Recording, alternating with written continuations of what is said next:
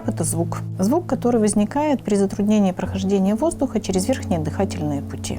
Сон – это то состояние, которое дано нам природой для того, чтобы наш организм восстанавливался во сне. И первое правило сна – это правило тишины.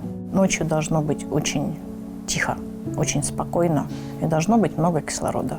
Вот если эти 3 простых правила выполняются, сон будет нашим ресурсным состоянием. А если они не выполняются, сон не будет ресурсным состоянием. Соответственно, у нас не будет энергии для того, чтобы жить и быть активными. Звук, который возникает при затруднении прохождения воздуха, действительно отражает некое препятствие. И это самое препятствие является тем анатомическим субстратом или анатомическими какими-то изменениями, которые заставляют образовываться звук, который раздражает голову ночью. Раздраженная голова, соответственно, это не отдохнувшая голова.